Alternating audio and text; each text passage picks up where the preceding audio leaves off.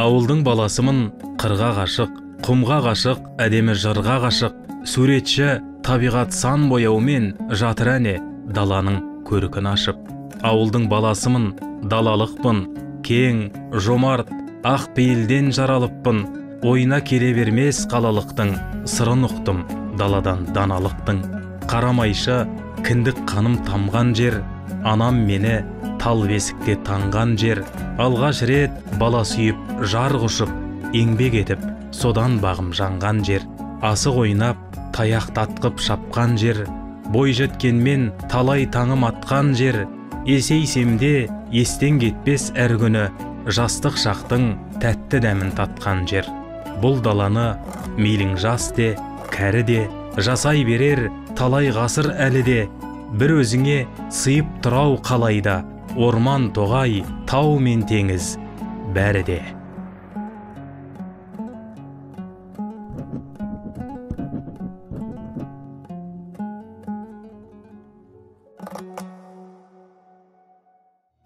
Жылқыда да жылқы бар, қазанаты бір бөлек, жігітте де жігіт бар, азаматы бір бөлек дейді қазақ. Бұл сөз толғасы ерек, өр рухты мәрт Тарғын Әбенұлына арналғандай.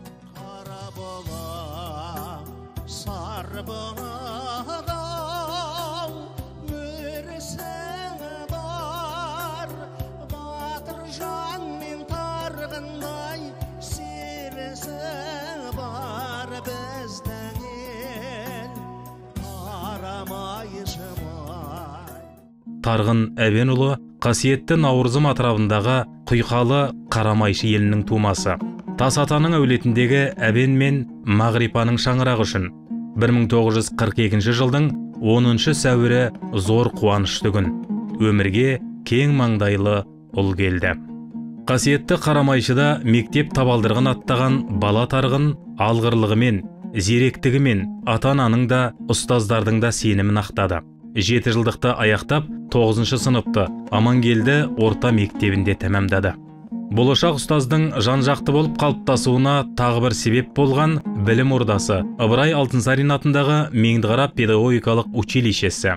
Оқумен қатар, оның шешендігі, ең бастысы жақсыны жатырқамайтын көпшілдігіне талай курстасы тәнті. Қоғамдық жұмыстарға белсене араласып, Қабырға газетіне өлең мақалалар беруі өмірге деген жігерін қайрамай ма? Бұл жөнінде 1 сыныптан бірге оқып, кейін сол педучилищеде қайта табысқан құрдастары қалай ұмытсын. Комсомол ұйымының хатшысы болды. Егерек жолдастарының арасында абыройлы болды. Басқа сабақтарда өтеді ғой, сонымен қатар музыка сабағы деген болды. Әбілқасым деген жігіт болды. Сол кездің өзінде домбырашы болатын. Неше күйлердің, Құрманғазының, қазақы күйлердің, халық күйінің барлығын деп тартатын жігіт деп айтуға болады. Міне сонымен қоса үйреніп, ол домбырада Тарғын мандолинді қосылып ойнайтында екеуі. Соған кешкілік барып, қарап, қызығына соны тыңдап отыратынбыз. Училищені тәмамдаған жас маман өзі білім алған Жаңа жол 8 жылдық мектебіне мұғалім болып оралды. 2 жылдан соң Қарағанды мемлекеттік педагогикалық институтының қазақ тілі мен әдебиеті мамандығына оқуға түсіп, оны үздік бітірді. Жоғары оқу орны басшылығы талапты Тарғын Әбенұлына аспирантурада оқуын жалғастыруды ұсынды. Ғылым жолында еңбек етсем деген арман орындалмады. Отбасы жағдайына қарай елге оралуға тура келді. Бұл жолы Жаңа жолға мұғалім емес, мектеп басшысы болып келді. Бірден ұжымға өзінің тура, тәртіпке берік басшы екенін мойындатты.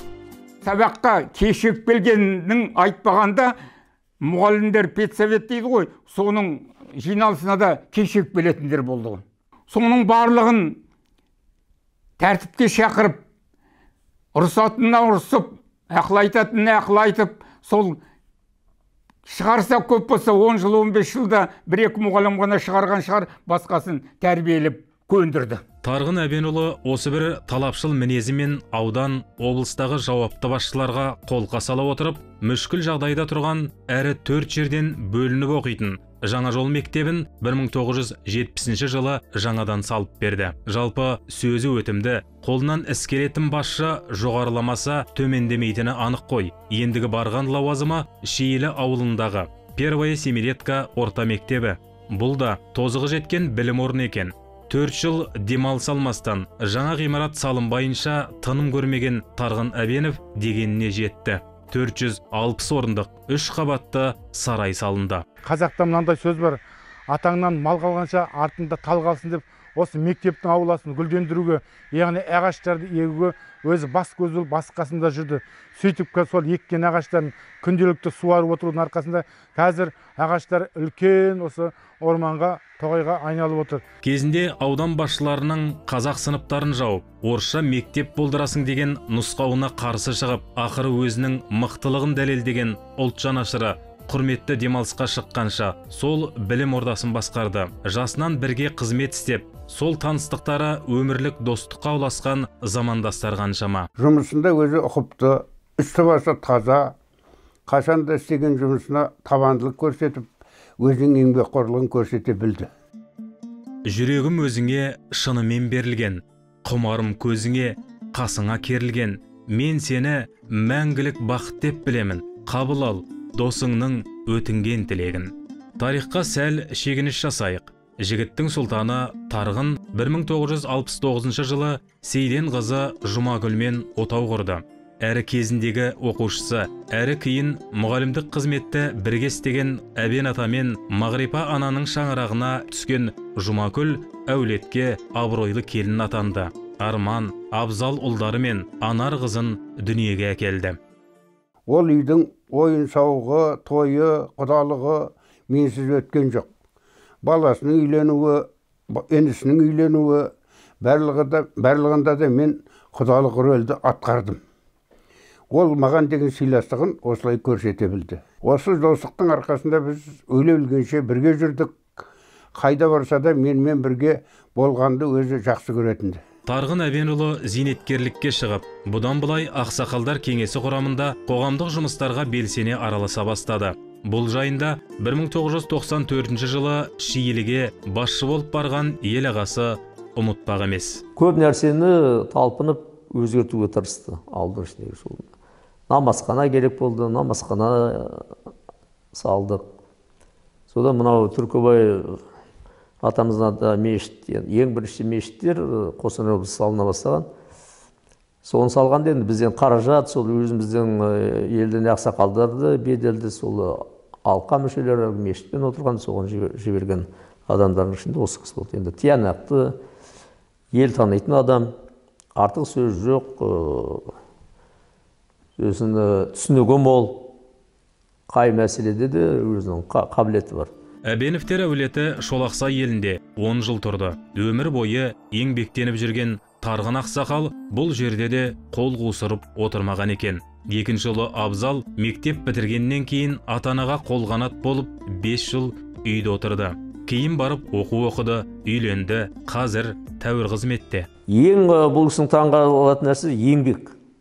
Еңбекпен. Қаншама мал ұстады, соның бәрі анау Арманның баласы, әкімнің баласы болды ауданның, немересі.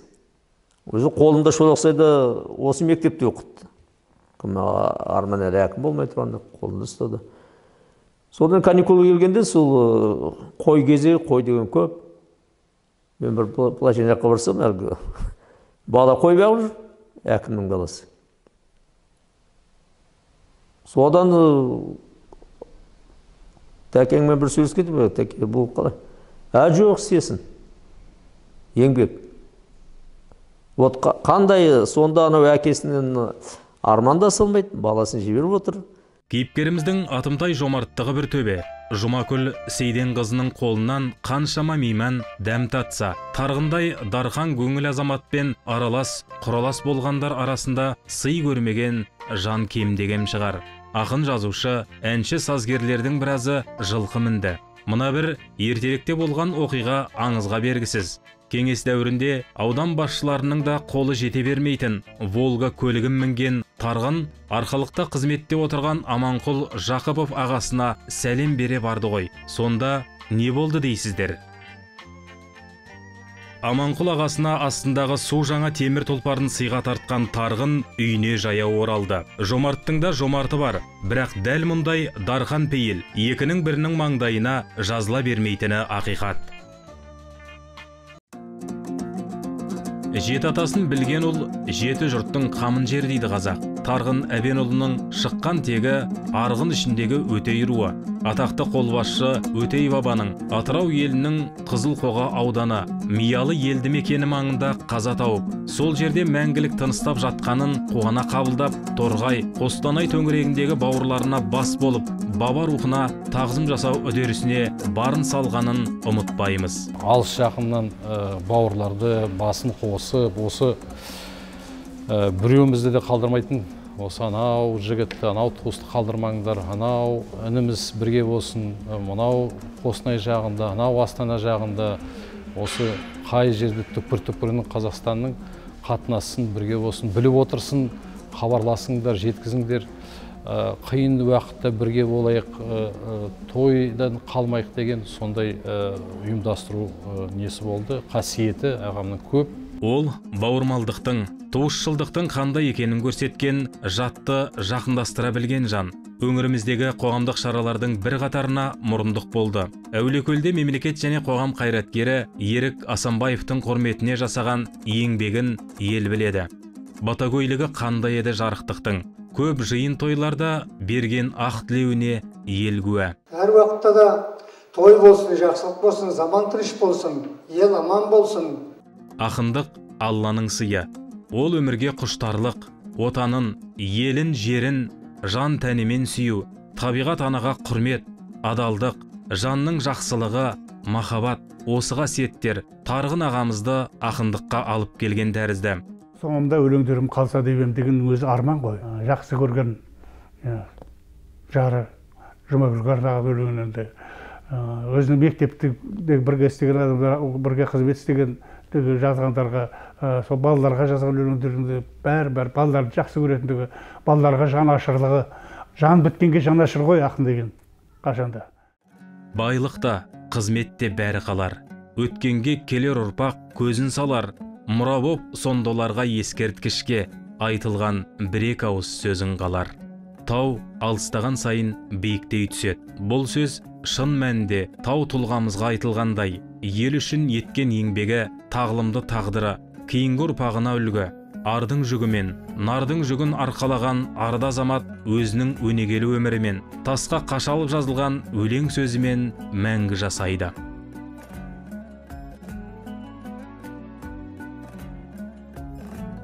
Жоқ, мен қайтпаймын бетімнен алған, қайсарлық мені туғанда қанымда қалған.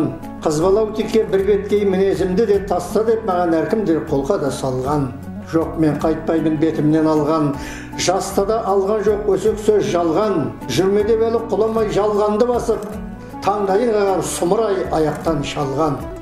Жоқ, мен қайтпаймын бетімнен алған, мен туралы өсектің бәрі де жалған. Елімде қашан туат деп әділеттегі қарау мен оның жолына көзімде талған.